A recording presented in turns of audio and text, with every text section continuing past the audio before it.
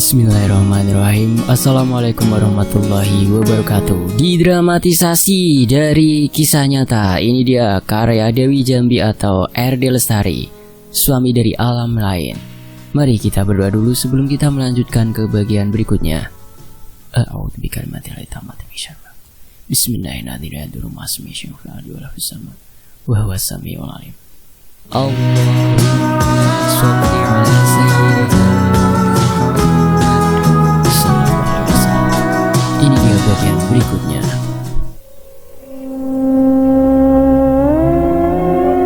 Ayah dan ibu sengaja membawa Indri dengan menyewa mobil tetangga mereka. Setelah berembuk dengan tetangga dan keluarga, akhirnya mereka memutuskan untuk membawa Indri berdua saja. Mereka sudah ikhlas dan pasrah. Jalan menuju hutan Uwentira terasa amat lama dan panjang. Sesekali mereka saling beradu pandang. Kemana kirinya mereka akan meninggalkan Indri, dan siapa kiranya yang akan menemani Indri?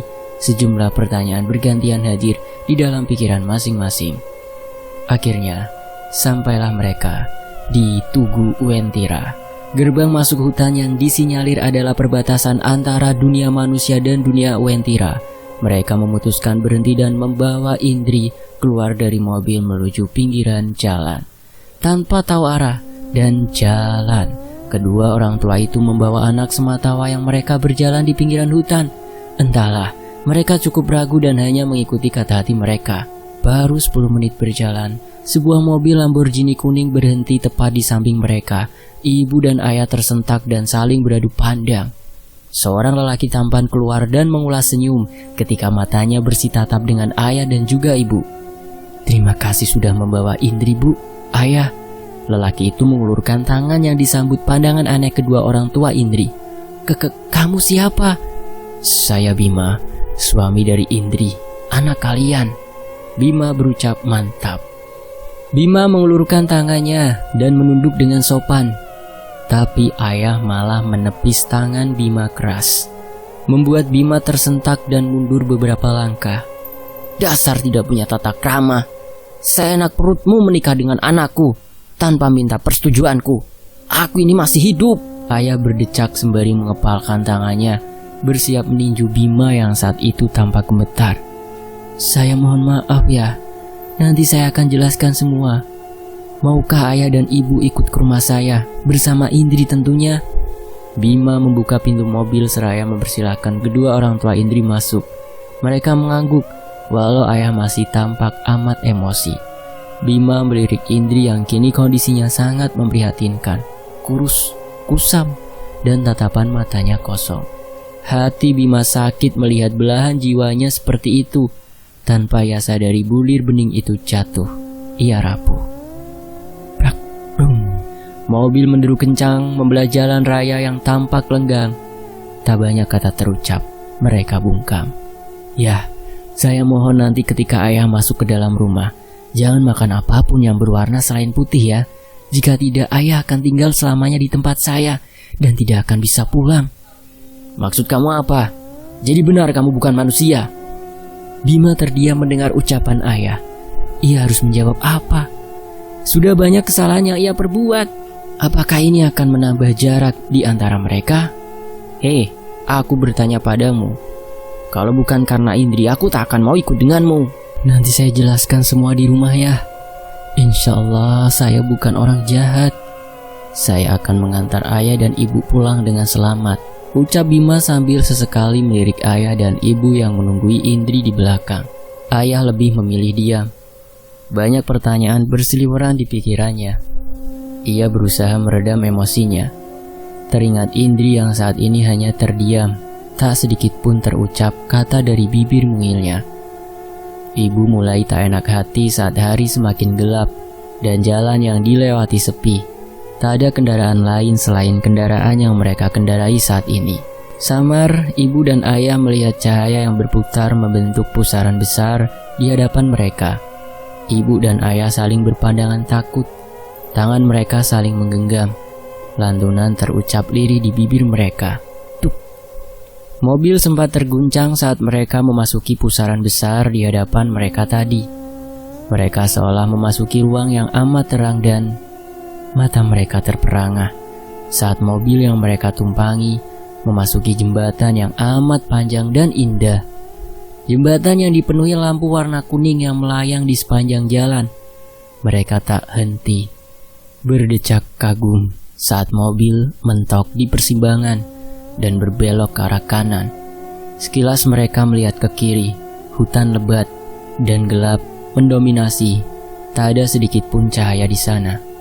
Berbeda dengan jalan sebelah kanan yang sekarang mereka lewati, terang benderang karena pendar cahaya lampu yang amat banyak. Gedung-gedung tinggi pencakar langit dan mobil-mobil mahal dengan teknologi tinggi. Mereka seperti berada di luar negeri, Las Vegas versi Indonesianya dan New York City versi kampungnya. Sungguh menakjubkan. Ayah tak henti-hentinya berdecak kagum. Begitupun ibu. Mobil terus melaju kencang dan tak lama mereka memasuki gapura besar dengan tulisan Kota Wentira. Cekit. Mobil berhenti di halaman luas yang penuh dengan bunga warna-warni dan gazebo indah yang di bawahnya terdapat kolam ikan koi. Lampu-lampu taman terjejer rapi di kiri dan kanan. Mereka turun dari mobil sembari menatap takjub rumah besar dengan desain modern dan minimalis yang bertabur emas, juga permata sebagai aksesorinya. Amat memukau untuk orang awam sekelas ibu dan ayahnya Indri. Bima membuka pintu besar seraya menggendong Indri di pelukannya. Ia mempersilahkan kedua orang tua Indri masuk dengan amat sopan. Kedua orang tua Bima yang mendengar seruan anaknya mendekat dan menyambut besanya dengan ramah. Bima bergegas membawa Indri yang masih membisu menuju kamarnya. Hatinya sakit melihat Indri yang bak mayat hidup tanpa suara, dengan tatapan kosong. Tubuhnya lusuh dan kotor, juga mengeluarkan bau yang tidak sedap. "Animah!" panggil Bima lantang. "Iya kak." Tergopoh-gopoh gadis itu mendekat begitu mendengar suara kakaknya. "Ada apa kak?" sahutnya begitu ia tiba di kamar Bima. "Cepat kamu urus Indri, mandikan dan beri pakaian yang bagus. Jangan lupa suapin. Nanti kita lakukan ritual setelah kakak selesai berurusan dengan orang tuanya." Titah Bima yang disambut anggukan Animah. Bima segera beranjak menuju ruang tamu. Ia sudah tak sabar untuk membicarakan nasib rumah tangganya bersama Indri. Ia sudah tak sanggup berpisah dengan wanita yang dicintainya itu. Ia pun lelah melihat Indri menderita. Bima ingin bahagia, tentu saja bersama Indri untuk selamanya. "Mari Pak, Ibu, duduk di sini." Ibu Bima dengan ramah mempersilahkan kedua orang tua Indri untuk duduk di dekat mereka. Ayah yang semula emosi perlahan meredam amarahnya dan berusaha untuk tenang. Ia merasa tak semestinya berkata kasar karena orang rumah bersikap amat baik dan sopan. Dari arah dalam Bima datang dengan tergesa. Pemuda tampan itu menunduk dan duduk dengan sopan. Meski nampak sedikit gelisah, ia berusaha untuk bisa mencairkan suasana. Ia berucap sopan membuat ayah berberat hatinya dan mulai bisa menerima keadaan. "Ayah, Ibu, saya mohon maaf sudah membuat ayah dan ibu kecewa. Sungguh saya tidak punya niat jahat sedikit pun. Saat Indri hilang tempo hari, bukan saya yang menculik, tapi sekumpulan manusia serigala yang diurus oleh wanita yang dulu pacarku. Ia cemburu dengan Indri, tapi saya beruntung karena kakaknya mau membantu mencari keberadaan Indri." Ibu dan ayah saling berpandangan. Mereka ingin bertanya lebih dalam, tapi ibu memilih mendengarkan hingga tuntas. Ayah akhirnya mengikuti kemauan ibu. Ia pun ikut diam. "Dan perihal pernikahan kami itu, karena Indri sudah meminum darah abadi saya terpaksa memberikan darah saya karena saat itu Indri dalam keadaan kritis dan hampir saja mati dalam dunia kami. Jika darah kami sudah terminum oleh pasangan, itu berarti kami sudah sah menjadi suami istri. Pernikahan memakai penghulu itu hanya sekedar simbolis saja, karena seutuhnya kami sudah menjadi suami istri sejak darah kami menyatu. Saya mohon maaf karena keegoisan saya, Indri jadi seperti ini. Tapi itu saya lakukan semata-mata untuk menyelamatkan jiwa Indri." Netra kedua orang tua Indri mengembun.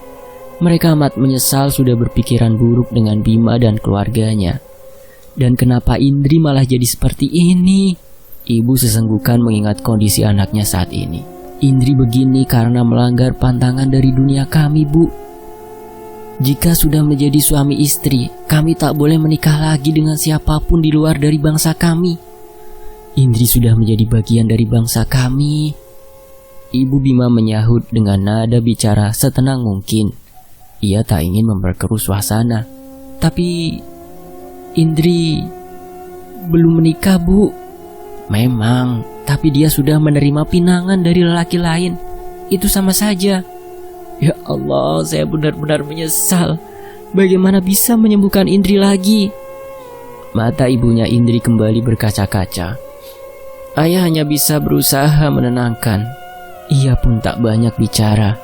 Hatinya kalut memikirkan nasib Indri yang begitu mengenaskan.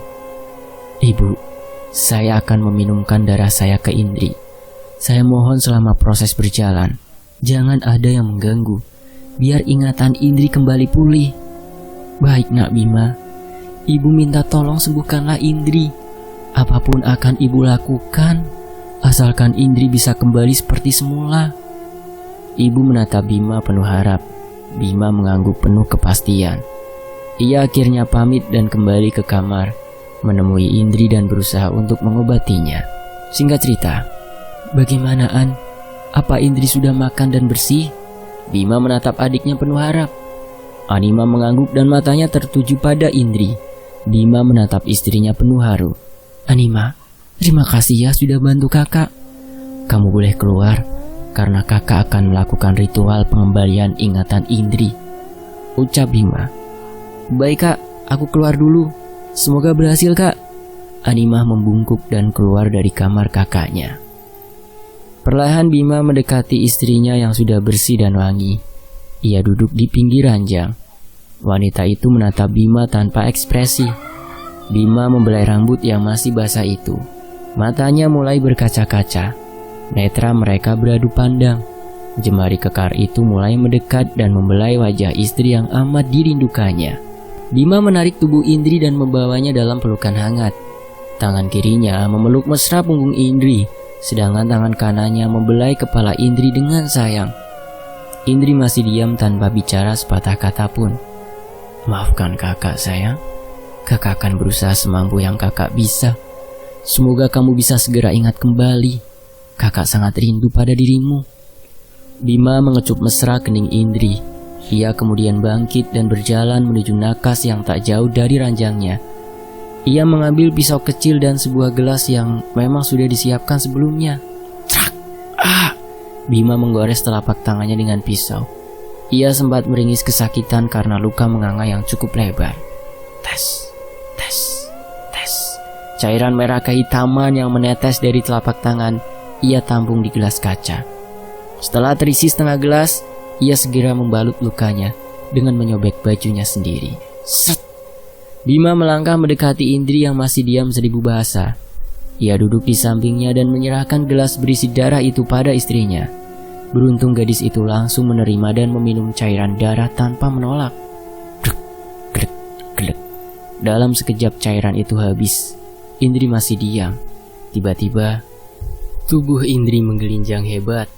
Matanya menutup seperti menahan sakit. Mulutnya terkatup dengan gemeretak suara gigi yang beradu. Indri nampak amat kesakitan. Bima yang melihat kondisi Indri dengan sigap mendekat dan memeluk tubuh Indri.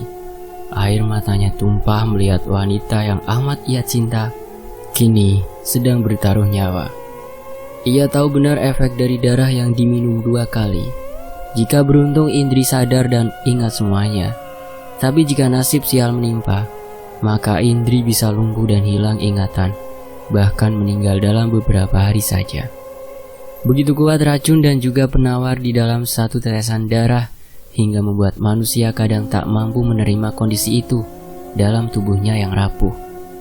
Bima ikut merasakan getaran tubuh Indri yang semakin lama semakin kuat. Tubuh Indri memanas melawan reaksi racun yang kini menjalar dalam organ dan darah. Sayang, bertahanlah. Kamu pasti bisa. Isak Bima tepat di telinga kekasih hatinya itu. Indri tak jua menjawab. Hanya terdengar gemeretuk giginya yang menahan sakit. Ah! Suara teriakan Indri yang menahan sakit terdengar lantang memenuhi ruangan. Bima menyeka air matanya dan melepas pelukannya. Netra Bima membesar begitu melihat Indri yang tak bergerak. Tubuh itu duduk terdiam dengan kepala tertunduk. Bima mengulurkan tangannya, takut jika Indri dalam keadaan tak bernyawa. Baru saja tangan Bima menyentuh pundak Indri, tiba-tiba Indri kembali berteriak kesakitan. Matanya menutup dengan wajah yang mendongak ke atas. Baju Indri di bagian belakang terkoyak karena sesuatu dari punggungnya memaksa keluar. Perlahan benda itu semakin besar yang diiringi teriakan menyayat hati Indri. Sayap? Indri? Bima tergagap melihat sepasang sayap berwarna putih kini mengapak keras, dan Indri terengah mengatur nafasnya. Mata Indri terbuka dan menatap sendu suaminya. Mata yang semula berwarna coklat kini menjadi berwarna merah, semerah darah. Indri, ucap Bima lirih. Tangannya dengan lembut mengusap pipi Indri yang masih menatapnya. Bima, Kak Bima. Sayang, kamu sudah ingat? Bima seperti kehabisan kata mendengar Indri mengucap namanya. Tanpa menunggu jawaban Indri, Bima meraih tubuh istrinya itu dan mengusap kedua sayap yang kini kembali masuk ke dalam tubuh Indri. Ia memeluk tubuh Indri erat. Setelah puas menangis di pelukan Indri, ia melepas pelukannya dan menatap kedua bola mata Indri yang sudah kembali ke warna semula.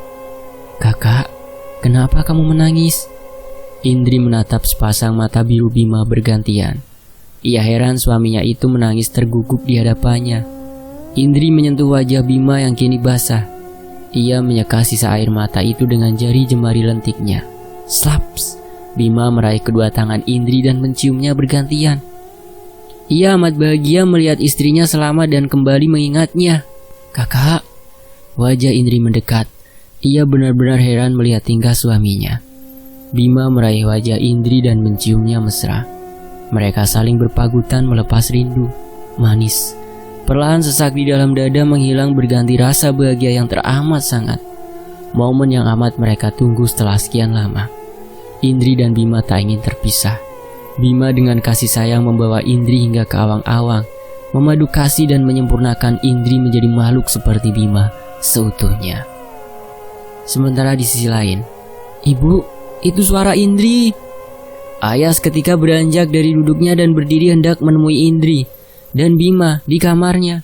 Begitu mendengar suara Indri yang amat menyayat hati. Tunggu dulu, Pak. Sabar. Biarkan Bima sendiri yang menyampaikan kabar tentang Indri. Ritualnya jangan diganggu karena nyawa Indri bisa dalam bahaya. Cegah Ibu Bima seraya menenangkan ayah Indri yang tampak gelisah. Ayah akhirnya mengangguk dan kembali duduk bersama ibu. Tak dapat dipungkiri, wanita tua itu pun sangat amat mengkhawatirkan anak semata wayang mereka. Pipi ibu dari tadi basah dan terdengar sesekali lenguhan panjang darinya. Setiap detik bagi ibu berasa 1 jam lamanya. Menanti kepastian amat berbahaya. Semua tergantung dari tubuh masing-masing. Maka dari itu persiapkan diri Anda untuk hal yang terburuk. Kita tak tahu nasib malang ataupun nasib baik yang menimpa putri kalian. Lebih baik banyak berdoa agar putri kalian selamat. Jelas Ibu Bima panjang lebar. Ibu dan ayah tercengang mendengar penjelasan dari wanita cantik di hadapan mereka. Ibu kembali terisak dan memeluk tubuh tua suaminya erat. Terdengar bunyi pintu kamar yang terbuka dan derap langkah kaki bersahutan. Ibu segera menyeka air matanya dan menatap arah suara kaki penuh harap. Matanya membulat sempurna, melihat dua sosok yang kini tersenyum manis menatapnya. Ibu, ayah, ucapnya lirih sembari mengulurkan tangannya. Indri, ibu dan ayah bangkit berbarengan dari duduknya dan berlari ke arah Indri dengan tergesa. Tubuh Indri mereka peluk dengan erat. Tangis mereka pecah. Hanya Indri yang tampak diam tak banyak bicara. Indri bingung mengapa semua orang hari ini bertingkah aneh kepadanya. Ayo bu, ayah, kita duduk dulu, ajak Bima sopan. Ayah dan ibu segera menyeka air matanya dan berjalan ke arah kursi yang mereka duduki tadi. Tangan ibu tak pernah lepas dari Indri. Indri tak henti-hentinya tersenyum melihat ibu dan ayah ada di rumah Bima bersamanya. Alhamdulillah, Indri sudah mengingat kita kembali. Racun yang masuk kalah dengan penawar. Mungkin karena tubuh Indri memang kuat dan keinginan sembuhnya juga besar, papar Bima. Alhamdulillah. Jadi bisakah Indri kembali pulang bersama kami? Saut ayah dengan wajah penuh harap. Bima dan seluruh keluarganya terdiam. Mereka saling membisu karena ucapan ayah tak mungkin mereka bantah. Sedangkan jika Indri pulang, ia pasti dalam bahaya. Aku ingin di sini ayah. Dia suamiku. Aku tak mungkin meninggalkannya. Indri angkat bicara. Jadi kau tak ingin ikut pulang dengan kami? Mata ayah memerah mendengar jawaban Indri. Biarkan Indri ya. Aku tak ingin mengulangi kesalahan yang sama. Bagaimanapun Indri layak bahagia. Sela ibu menatap suaminya. Maksud ibu, kita harus merelakan Indri dan hidup kelak di sini. Ibu mengangguk mendengar ucapan ayah. Maaf ya, saat ini Indri sudah jadi bagian dari keluarga kami. Dan Indri sudah jadi makhluk seperti kami. Ungkap Bima dengan bibir gemetar. Jadi Indri, suara ibu terdengar parau. Bibirnya gemetar dan tubuhnya seketika melemah. Ia sebenarnya sadar jika Indri tak mungkin bisa pulang kembali ke rumah. Tapi entah mengapa hatinya menolak. Bagaimanapun Indri adalah buah hati satu-satunya. Saya mohon maaf Bu. Tapi jika ibu bersikeras ingin memisahkan kami seperti waktu itu, kemungkinan besar bukan cuma menjadi gila, tapi darah yang mengalir di tubuh Indri bisa menjadi racun seutuhnya. Indri bisa mati perlahan. Bima menatap sendu kedua orang tua Indri secara bergantian. Ibu dan ayah serentak menghela nafas. Mereka tak punya pilihan. Ibu menatap Nanar, anak perempuannya yang tertunduk, terisak memikirkan nasib rumah tangga dan orang tuanya. Ia tak menyangka nasib cintanya bisa sedramatis ini. Indri, panggil ibu lirih. Indri yang dipanggil mulai mengangkat wajahnya perlahan. Iya Bu, sahutnya. Apa kamu bahagia berada di sini? Indri mengangguk pelan mendengar ucapan ibu. Bima, iya Bu, apa selamanya kami benar-benar tak bisa melihat Indri kembali? Bisa Bu. Di malam-malam tertentu, kami tetap akan menemui ibu dan ayah. Meski tak lama. Bima menjawab tegas ucapan ibu. Memang sebenarnya Indri tak akan bisa pulang kembali, karena jika ketahuan mereka akan mendapat hukuman.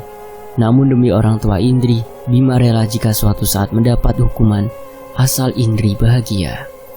Senyum ibu dan ayah kembali terkembang. Mereka saling berpandangan. Baiklah, ayah dan ibu mengizinkan kalian bersama.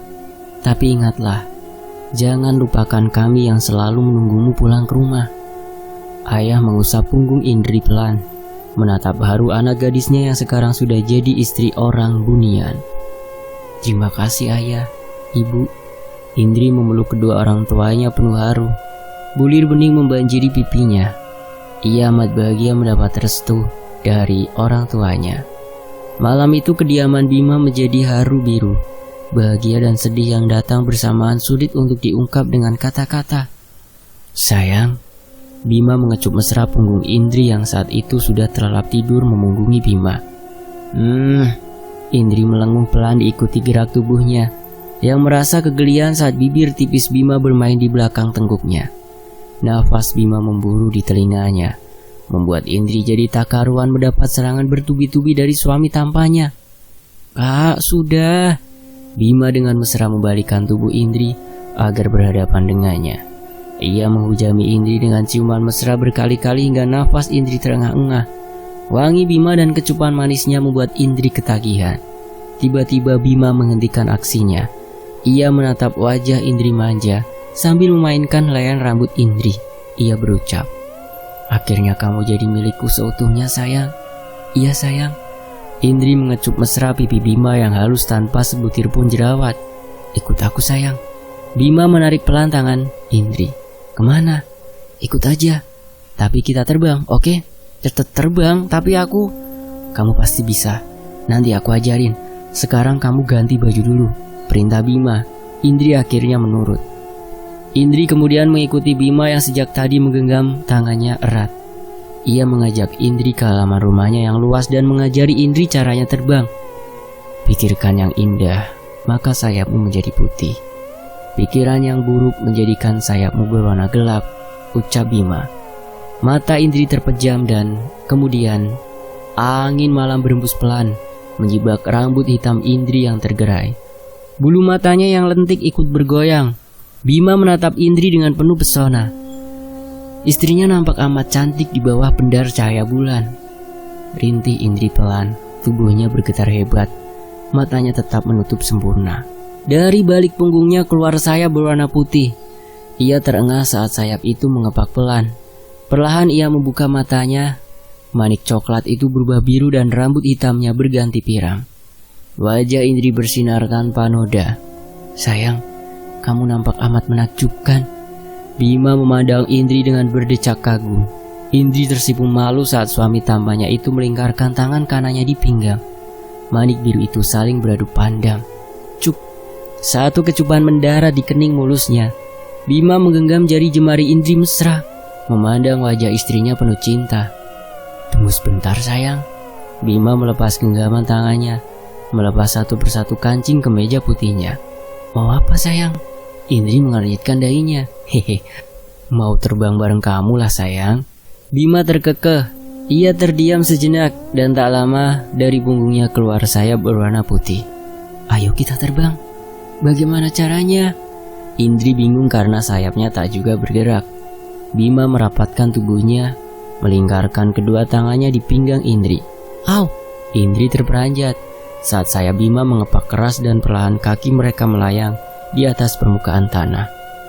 Bayangkan sesuatu yang membuatmu bahagia sayang, ucap Bima.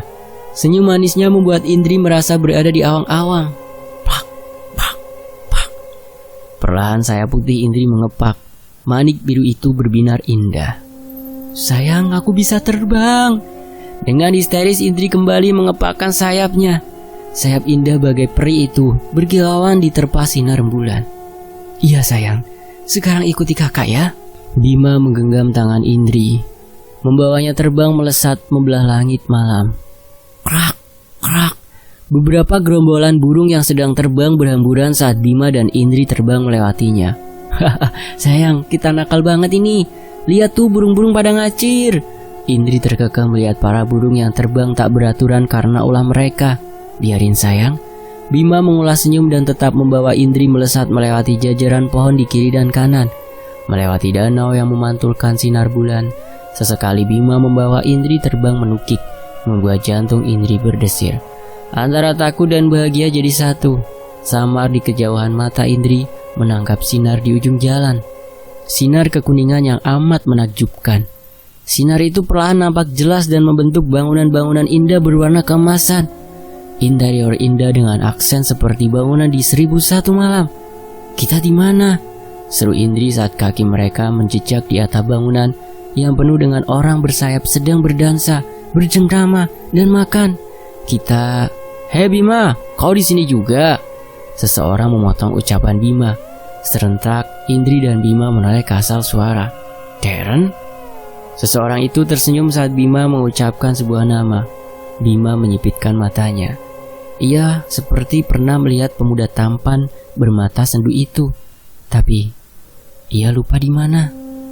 Hai Indri, kamu tampak menakjubkan malam ini. Lelaki itu tersenyum, ramah, menatap Indri yang masih tercengang. Kamu kenal aku? Ujar Indri pelan. Iya tentu saja. Apa kamu lupa di mana kita berjumpa? Jawabnya. Indri mengangguk pelan. Maniknya melirik ke arah Bima.